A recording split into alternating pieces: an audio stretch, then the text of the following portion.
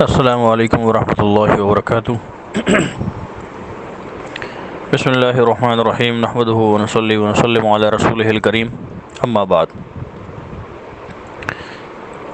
آپ کے سامنے زکوٰۃ کے متعلق جو اہم مباحث تھیں وہ تقریباً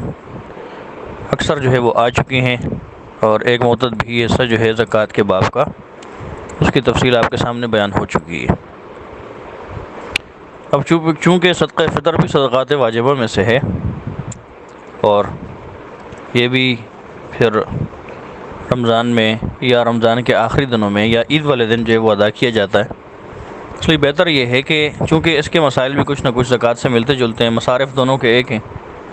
اور اسی طریقے سے جو آپ کے سامنے 3 مالداروں کی اقسام آئیں گی، 2 مالداروں کی اقسام آئی تھیں، ان میں ایک مالدار درجہ اول کا تھا، دوسرا درجہ دوم کا تھا۔ تو یہی درجہ دوم کا مالدار جو ہے اس کے اوپر بھی صدقہ فطر لازم ہوتا ہے، پہلے پر تو ہے ہی ہے۔ تو اس لیے کچھ نہ کچھ زکوٰۃ کے مسائل سے یہ صدقہ فطر کے احکامات ملتے جلتے ہیں، تو مناسب یہ ہے کہ اس کو بھی بیان کر دیا جائے۔ لیکن صدقہ فطر کا سب سے بڑا فائدہ رسول اللہ صلی اللہ علیہ وسلم نے بیان فرمایا ہے۔ سنن ابی داؤد کی حدیث میں آتا ہے کہ حضور اکرم صلی اللہ علیہ وسلم نے ارشاد فرمایا کہ یہ جو صدقہ فطر ہے اس کے 2 فائدے ہیں۔ ایک تو ہے طعمۃ للمساکین، کہ یہ مساکین کے لیے کھانے کا ذریعہ ہے، یعنی جو محتاج مساکین لوگ ہوتے ہیں، ایک تو ان کے کھانے کی جو ضروریات ہیں وہ پوری ہو جاتی ہیں، اور اس کھانے کی ضروریات کے اندر ضروری نہیں ہے کہ وہ کھانے پینے کی چیزیں لیں، یعنی عید کی خوشیوں کے اندر وہ بھی شامل ہو جاتے ہیں۔ عید کے دن اچھا کھا لیتے ہیں، عید کے دن اچھا پہن لیتے ہیں، اور یہ سب کچھ ممکن ہوتا ہے صدقہ فطر کے ذریعے سے۔ تو ایک جو صدقہ فطر ادا کرنے کا فائدہ ہے وہ یہ ہے کہ جو غریب لوگ ہیں اس سے اپنی ضروریات پوری کر لیتے ہیں۔ دوسرا یہ کہ رمضان المبارک کے دوران روزے کی حالت میں اگر کسی روزہ دار سے کوئی بھی نامناسب بات سرزد ہوئی ہو، ایسی بات نہیں جو روزے کے منافی ہو، یعنی ایسی بات جو روزے کی حالت میں خلاف اولیٰ ہے، جیسے روزہ ٹوٹتا تو نہیں ہے لیکن خلاف اولیٰ ضرور ہے، کوئی بھی گناہ کا کام جو ہے وہ روزے کی حالت میں کر لیا، تو صدقہ فطر ادا کرنے کی برکت سے اللہ رب العزت جو ہے وہ گناہ بھی معاف فرما دیتے ہیں۔ تو یہ 2 فائدے ہیں دنیاوی اعتبار سے جو رسول اللہ صلی اللہ علیہ وسلم نے بیان فرمائے ہیں، غالباً حضرت عبداللہ ابن عمر رضی اللہ تعالیٰ عنہ کی حدیث ہے اور سنن ابی داؤد میں موجود ہے۔ تو صدقہ فطر جو ہے اس لحاظ سے اس کا جو ہے وہ ادا کرنا اس لیے بھی فائدہ مند ہے کہ ایک تو روزے کی حالت میں ظاہر ہے اب انسان جو ہے 11 مہینے اگر مسلسل جو ہے وہ گناہ کرتا رہے تو پھر روزے کی حالت میں بعض اوقات گناہ جو ہے وہ ہو ہی جاتا ہے، بعض اوقات بخالی میں ہو جاتا ہے۔ تو صدقہ فطر ادا کرنے کی برکت سے اللہ رب العزت اس گناہ کو معاف فرما دیتے ہیں، اس کا وبال ختم فرما دیتے ہیں۔ دوسرا یہ کہ مساکین محتاج لوگ بھی ہمارے ساتھ عید کی خوشیوں میں شامل ہو جاتے ہیں، اس لیے عید سے پہلے جو ہے یہ صدقہ فطر ادا کیا جاتا ہے۔ باقی پہلا سوال یہی کہ صدقہ فطر کس کے اوپر واجب ہے، تو یہ اس شخص کے اوپر واجب ہے جو مالدار درجہ دوم ہے۔ مالدار درجہ دوم کا مطلب کیا کہ اگر اس کے پاس اموال زکوٰۃ یعنی سونا چاندی نقدی مال تجارت کو ملا کر نصاب کے برابر رقم نہیں پہنچتی، لیکن ضرورت سے زائد جو گھر کا سامان ہے اس کو ملانے کے بعد اس کی رقم جو ہے وہ نصاب کے برابر یا اس سے زائد ہو جاتی ہے، تو پھر اس کے ذمے جو ہے وہ 2 چیزیں لازم ہیں، صدقہ فطر اور قربانی۔ زکوٰۃ تو اس کے ذمے لازم ہے نہیں، کیونکہ اموال زکوٰۃ سے یہ صاحب نصاب نہیں بن رہا، البتہ ضرورت سے زائد سامان ملانے کی صورت میں صاحب نصاب بن رہا ہے، تو پھر 2 چیزیں لازم ہوں گی۔ یہ درجہ دوم کا مالدار ہے، یہ مڈل کلاس آدمی ہے، متوسط طبقے کا فرد ہے، اس کے ذمے صدقہ فطر ادا کرنا بھی لازم ہوگا، اس کے ذمے قربانی کرنا بھی لازم ہوگی۔ تو یہ آسان سا جواب ہے کہ صدقہ فطر جو ہے وہ کس آدمی کے اوپر جو ہے وہ لازم ہے۔ پھر صدقہ فطر جو ہے ہر شخص اپنی جانب سے بھی ادا کرے گا اور اپنی نابالغ اولاد کی طرف سے بھی ادا کرے گا، اپنے ذمے سے بھی ادا کرنا واجب ہے، اپنے نابالغ اولاد کی طرف سے بھی صدقہ فطر ادا کرنا واجب ہے۔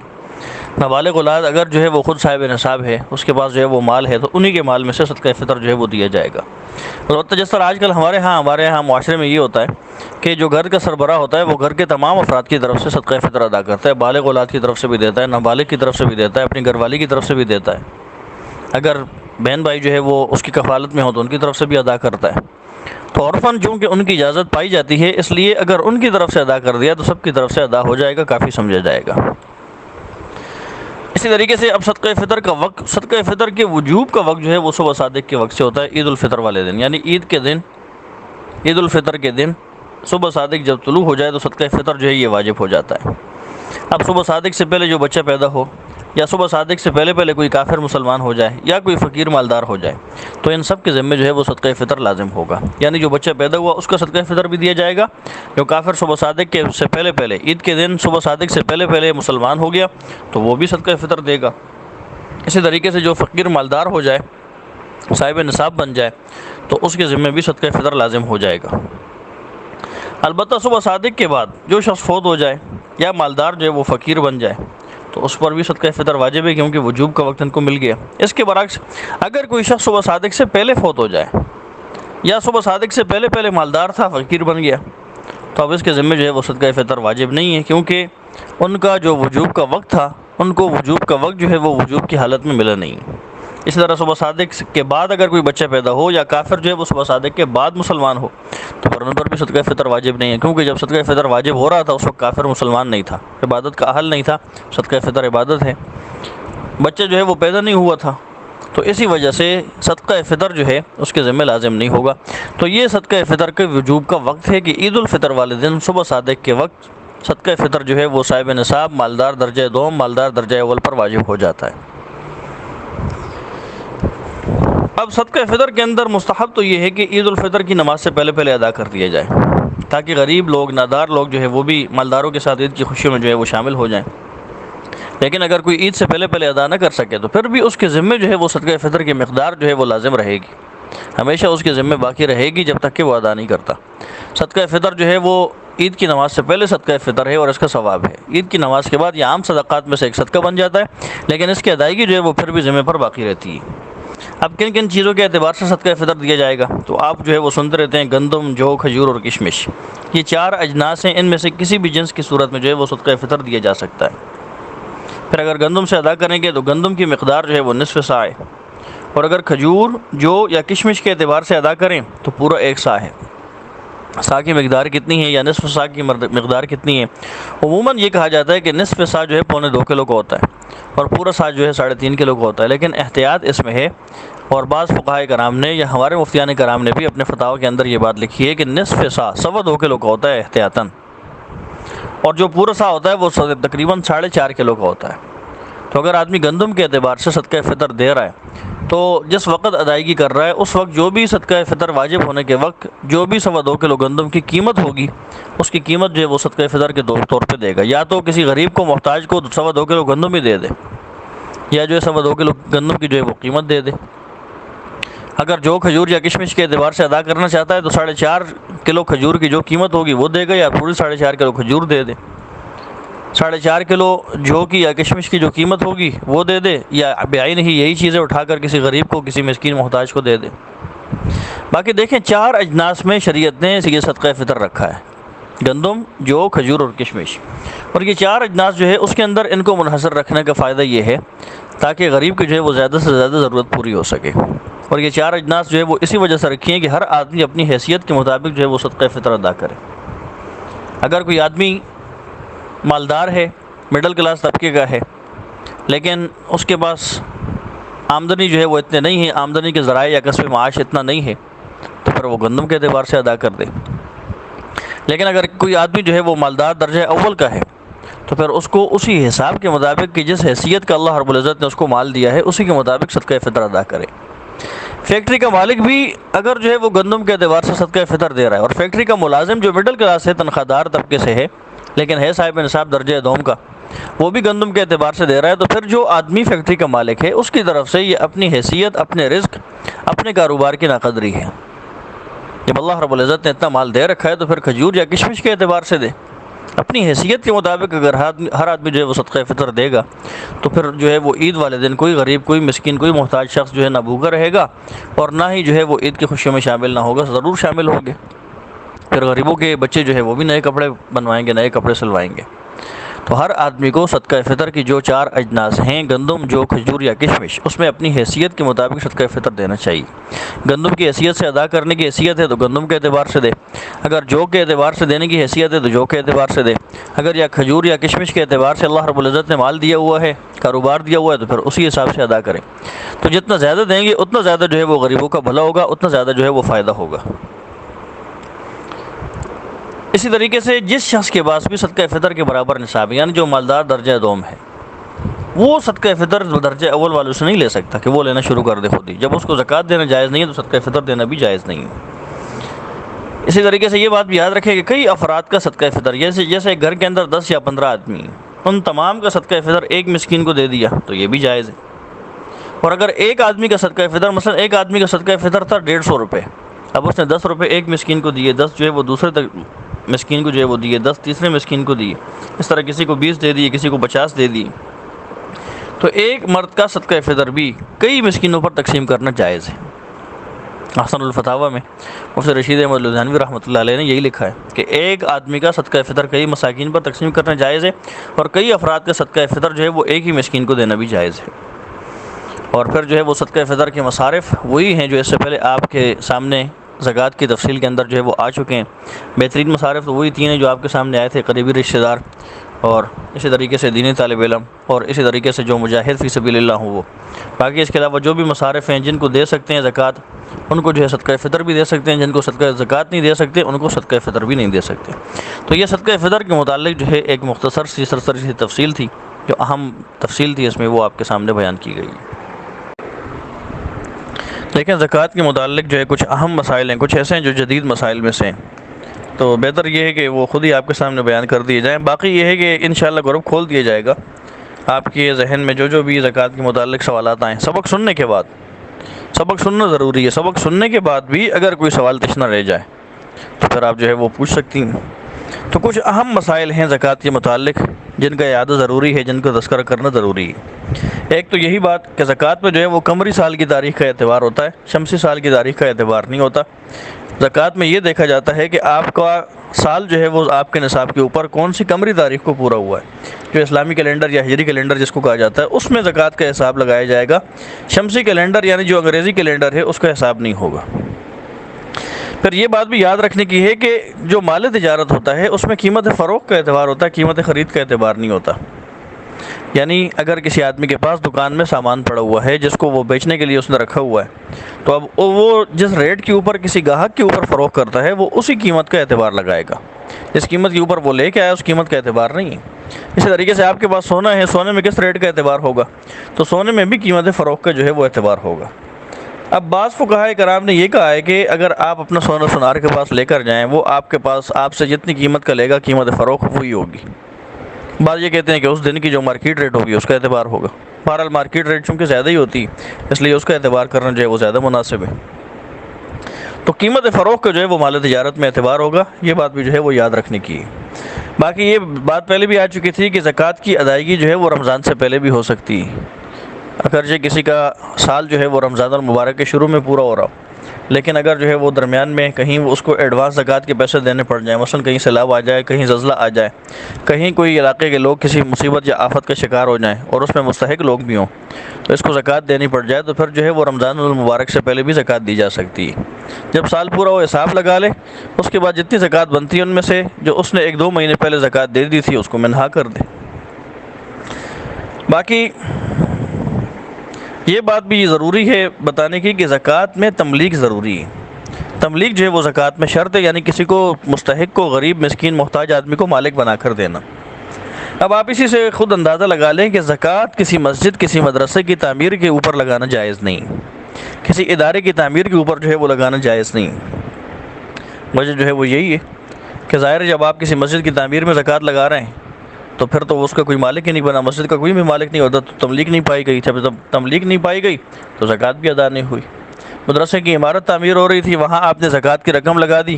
تو ظاہر ہے وہاں تملیغ نہیں پائی گئی تو زکوٰۃ بھی ادا نہیں ہوئی. کسی انجمن کی، کسی فلاحی ادارے کی، کسی ٹرسٹ کی عمارت تعمیر ہو رہی تھی، پل تعمیر ہو رہے تھے،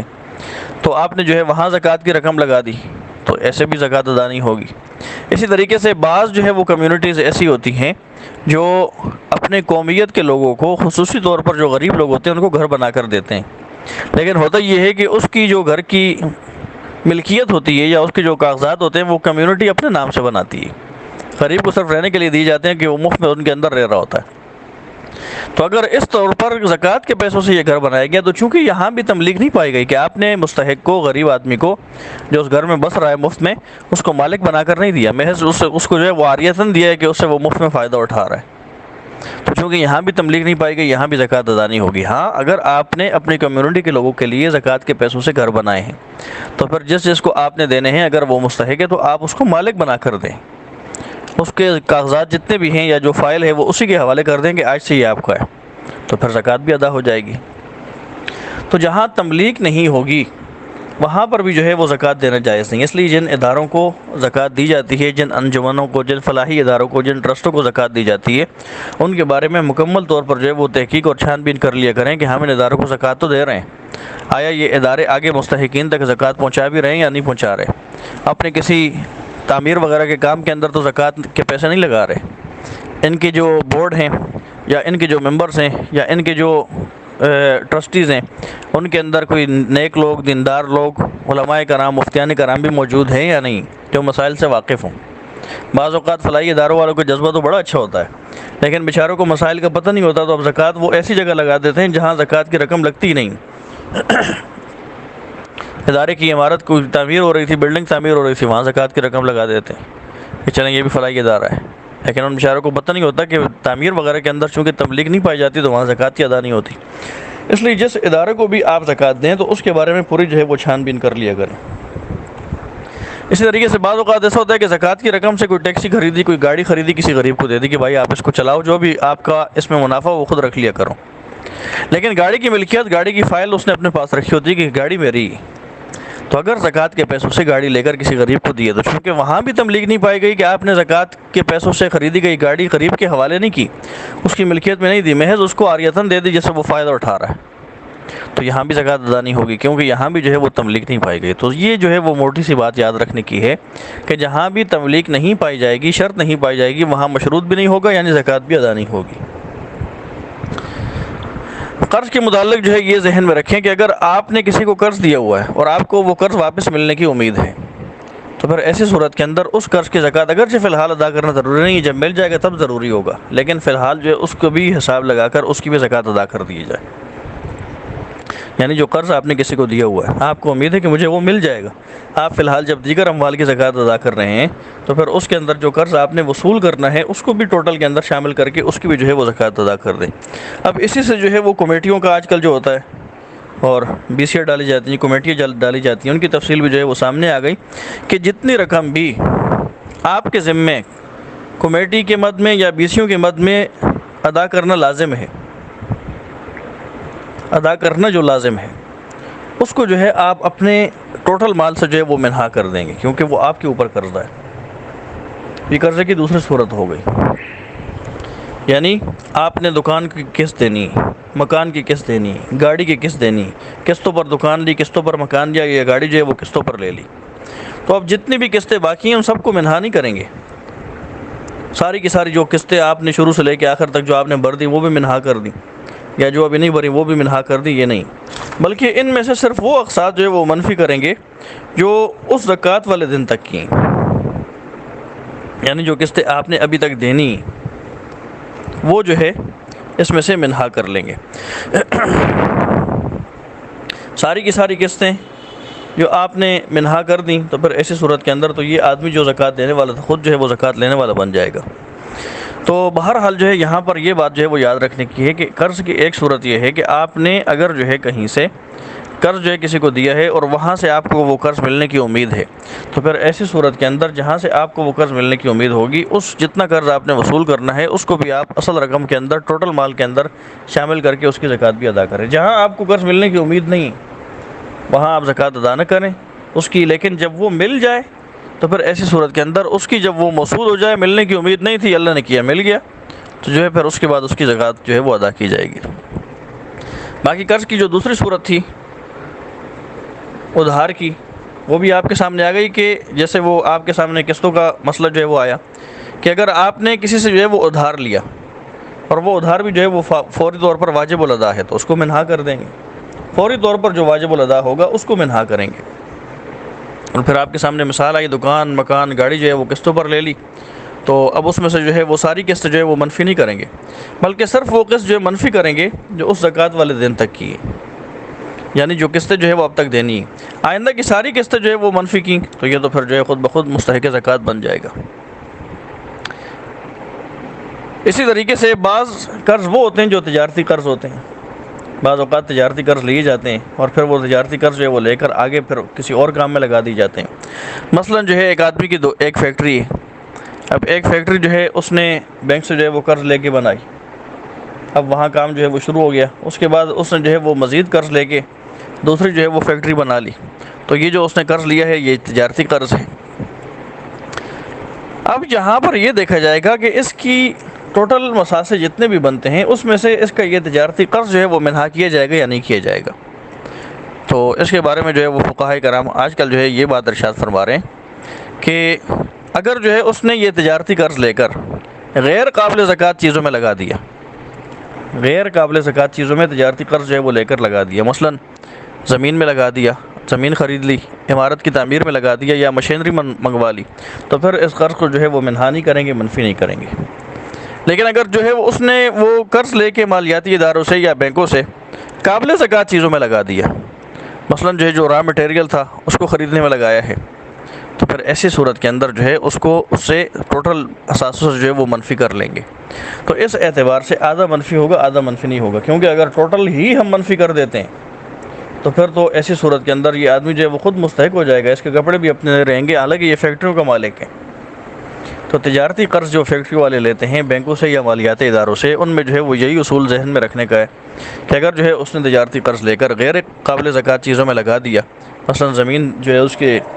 دوسری فیکٹری کے لیے لے لی، عمارت کی تعمیر میں لگا دی یا مشینری منگوا لی، تو پھر ایسے قرض کو منفی نہیں کریں گے، جبکہ غیر قابل زکوٰۃ چیزوں میں لگایا۔ اگر قابل زکوٰۃ چیزوں کے اندر لگایا تو پھر ایسی صورت کے اندر جو ہے اس کو منفی کریں گے۔ ایک اور مسئلہ ہو گیا۔ اچھا، ایک اور مسئلہ ہوتا ہے شیئرز کی زکوٰۃ کا۔ اب شیئرز جو ہے جو کمپنیوں کے خریدے جاتے ہیں اسٹاک ایکسچینج میں، تو وہ دو مقصد کے تحت خریدے جاتے ہیں۔ ایک تو ہوتا ہے پورے سال کا، کہ پورے سال کا یہ ہوتا ہے کہ شیئر جو ہے وہ لے کر رکھ دی، اب سال کے بعد جب ڈویڈنڈ جو ہے وہ کلیئر ہوتا ہے اور جو ہے پھر نفع ملنے کی امید ہوتی ہے، تو پھر ایسی صورت میں چونکہ سارے کے سارے شیئر جو ہے وہ احتیاطاً پڑے رہتے ہیں، تو پھر اس میں جو ہے کل قیمت فروخت پر جو ہے پھر زکوٰۃ آئے گی، اس صورت میں کہ جب شیئر لیے ہیں سالانہ منافع کی بنیاد پر۔ دوسرا ہوتا ہے کیپٹل گین۔ کیپٹل گین کا مطلب کیا ہے کہ میں نے ایک کمپنی کے شیئرز خرید لیا، اب میں انتظار میں دیکھ رہا ہوں کمپنی کے شیئر جیسے ہی بڑے ہیں، منافع بڑھا ہے، تو میں نے فوراً بیچ دیے، اس طرح میں نے بیچ دیے، لیے اور بیچ دیے، یہ ہوتا ہے کیپٹل گین۔ سارا دن اسٹاک ایکسچینج میں جو ہے جو لوگ نئے نئے جاتے ہیں وہ یہی کام کرتے رہتے ہیں۔ تو ایسی صورت کے اندر شیئرز کی کون سی مالیت پر زکوٰۃ ہوگی؟ تو کہتے ہیں کہ اس میں پھر مارکیٹ ویلیو پر زکوٰۃ ہوگی، مثلا جس دن سال پورا ہوا اس دن اس کے پاس جو شیئرز موجود ہیں ان کی جو مارکیٹ ویلیو ہوگی اسی کے حساب سے جو ہے اس کو زکوٰۃ دینی پڑے گی۔ باقی اس کے علاوہ شیئرز کے علاوہ جتنے بھی جو ہے وہ بانڈز وغیرہ ہوتے ہیں یا سرٹیفکیٹ وغیرہ ہوتے ہیں، اب جو یہ بانڈ لیے جاتے ہیں، انعامی بانڈ، پرائز بانڈ، ان کے اوپر زکوٰۃ ہے یا نہیں، یہ لینا جائز ہیں یا نہیں، یہ ایک الگ موضوع ہے۔ یہاں زکوٰۃ کا مسئلہ چونکہ ڈسکس ہو رہا ہے تو اس میں حکم یہ ہے کہ جو اصل رقم ہے، مطلب ایک پرائز بانڈ جو ہے وہ 50,000 کا ہے، اب ملنے کی امید جو ہے وہ 1 کروڑ روپے ہے، تو ہم یہ دیکھیں گے کہ یہ اصل رقم اس کی کتنی ہے۔ اصل رقم اگر اس کی 50,000 روپے ہے تو پھر اصل رقم کی زکوٰۃ بانڈ کی، سرٹیفکیٹ کی، پرائز بانڈ کی، یا جو ہے اس کے علاوہ کوئی بھی فائنینشیل انسٹرومنٹ ہو ان کی جو ہے اس کے ذمے اس کو ادا کرنا لازم ہوگا۔